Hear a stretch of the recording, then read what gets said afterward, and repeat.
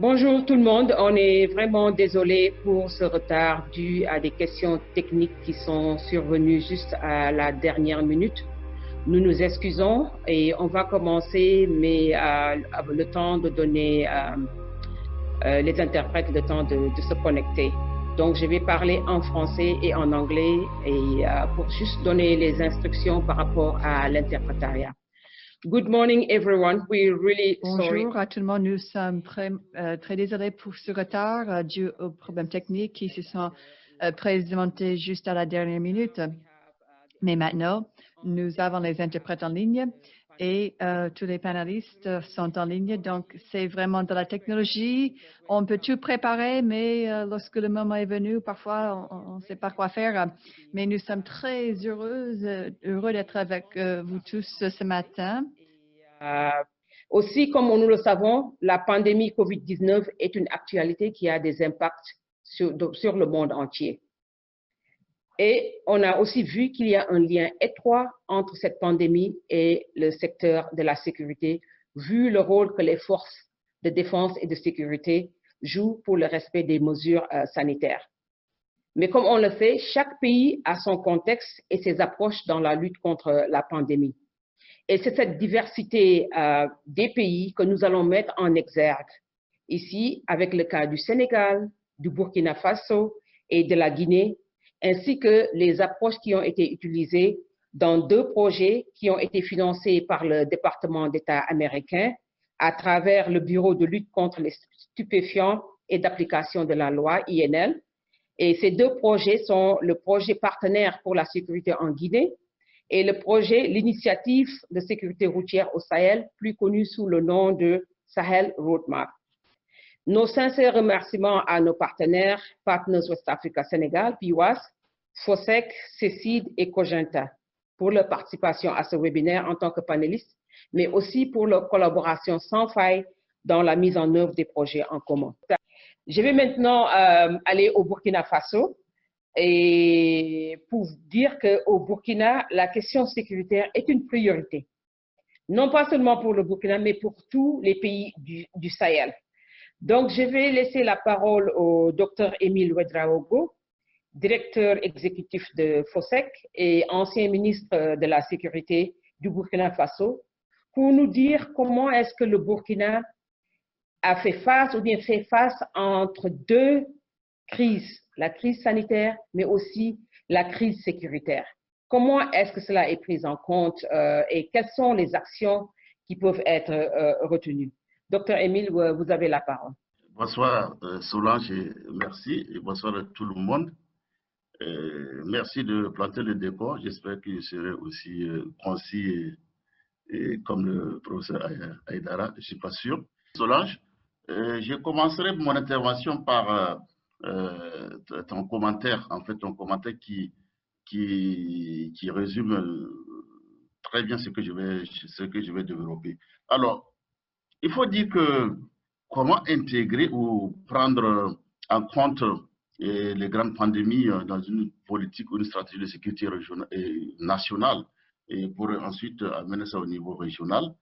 Et je commencerai d'abord par restituer le contexte et le cadre. Il y a une étude qui a été faite par le Centre d'études stratégiques de l'Afrique, qui est basé à Washington, je le précise, et qui montre que les pays africains, dans leur ensemble, n'avaient pas de vision et d'approche cohérente de leur politique de sécurité nationale.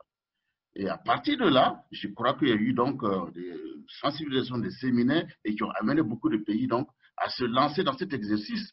Parce que si nous n'avons pas de politique cohérente, nous ne pourrons pas mettre en œuvre, nous ne pourrons pas exploiter toutes les aides qu'on nous apporte et tout ce que donc, nous posons comme acte et finissent par ne pas atteindre les objectifs que nous escomptons.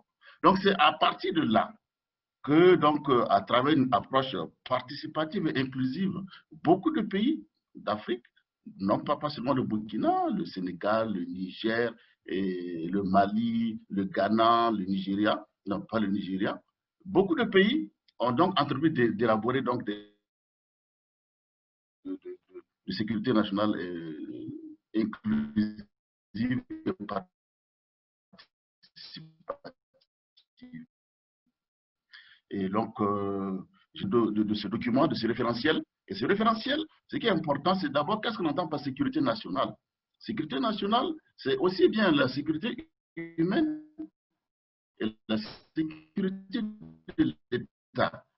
Dans la sécurité de l'État, on entend aussi bien, donc, politique a permis ou permet de pouvoir décliner une stratégie de sécurité nationale. L'objectif à atteindre et la stratégie, donc, c'est la mise en œuvre donc, de cette politique.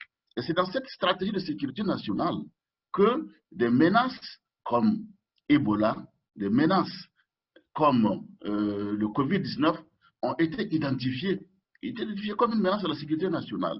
Et ces menaces qui sont donc identifiées en tant que telles font l'objet ou feront l'objet d'une politique spécifique. Et cette politique spécifique qui est transversale, qui est interministérielle, qui permet donc de pouvoir traiter des sujets comme Ebola, comme Covid-19 d'une manière holistique et d'une manière inclusive et d'une manière cohérente.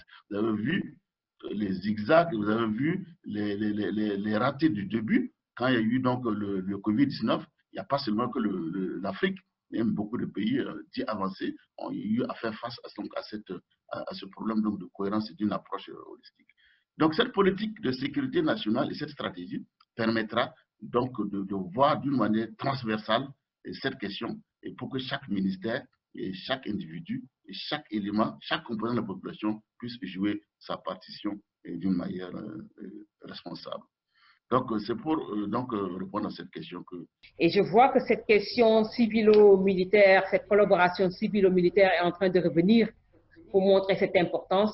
Et il faudrait aussi signaler que dans ce webinaire, on a des forces de l'ordre de la police du Sénégal et du Burkina Faso qui sont présents. Et peut-être plus tard, on pourra avoir un débat civilo-militaire par rapport à cette pandémie pour voir vraiment quel est le débat qui peut exister, parce que je sais qu'il y en a. On a une question qu'on a reçue dans le chat de Kate Rabin de l'USAID qui dit que dans les zones de conflit, quel rôle pourraient jouer les FDS pour assurer le bien-être des personnes déplacées et des communautés?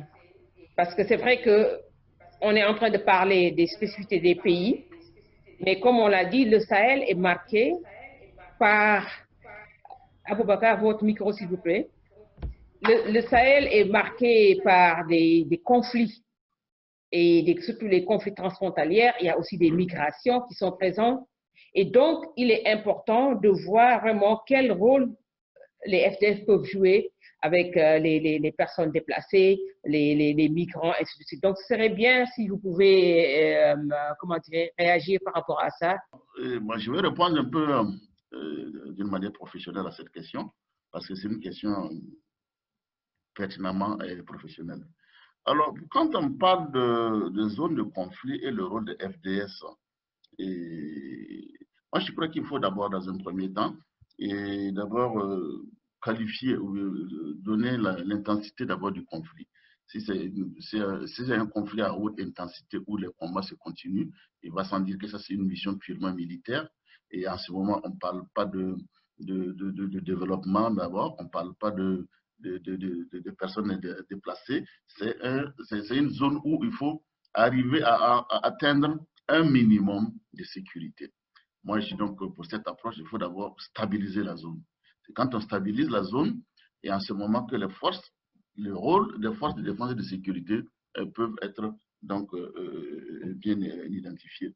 Et donc, si la zone est stabilisée et que maintenant, il y a des déplacés internes qu'il faut gérer, il y a des réfugiés, en ce moment, et je pense que là, je rejoins ce que le professeur Aydara dit, il faut en ce moment donner une priorité de mission aux forces de police, donner une priorité de mission à la justice, au rétablissement de l'état de droit et de faire en sorte que l'état de droit revienne donc dans les normes. Et en ce moment aussi, il faudrait que l'armée continue d'assurer donc la sécurité. J'ai parlé de la sécurité physique.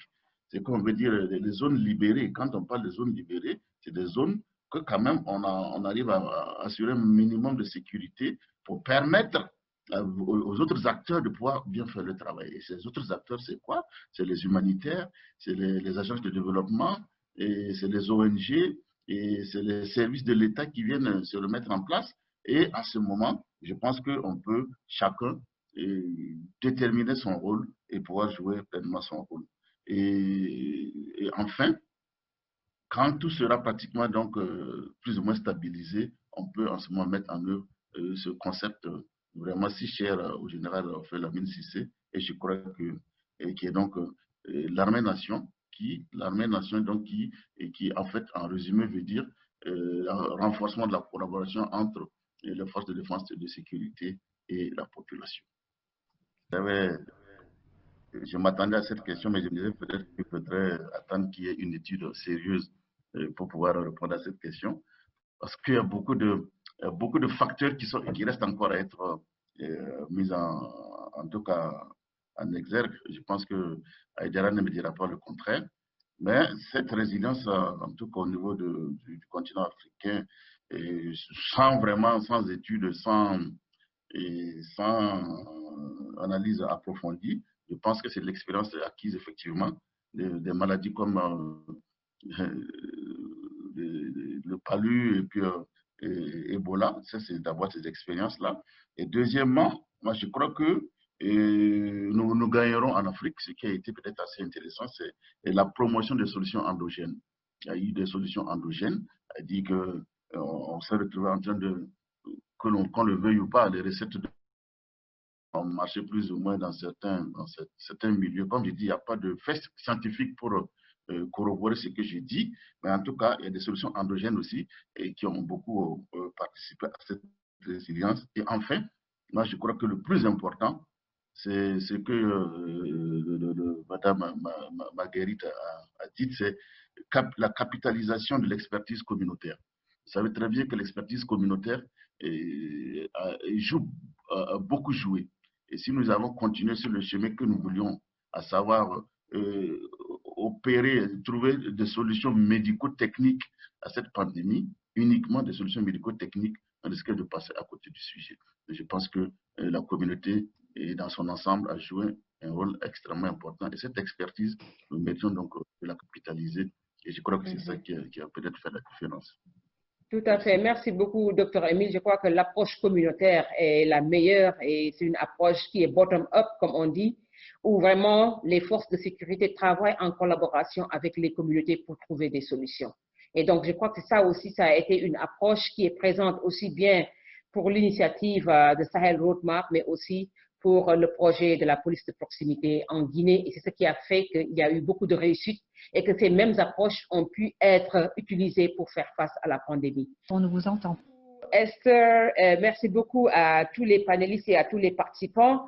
Et s'il y a vraiment une question en perspective que j'ai retenue, c'est l'importance du secteur de la sécurité dans la lutte contre les pandémies, non seulement les pandémies, mais aussi les questions liées au changement climatique, les questions liées à la sécurité humaine, les questions liées aux famines qui sont vraiment très présentes en Afrique.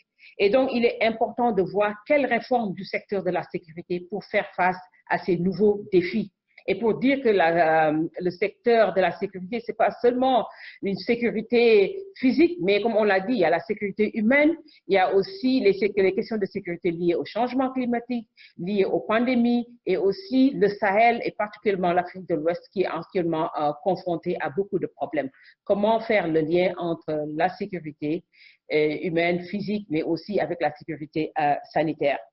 Au nom de Partners Global et au nom de tous nos partenaires ici présents, PIWAS, FOSEC, CECID, Cogenta et particulièrement le département d'État américain et à travers son bureau INL, nous vous disons un grand merci pour cet intérêt à ce webinaire.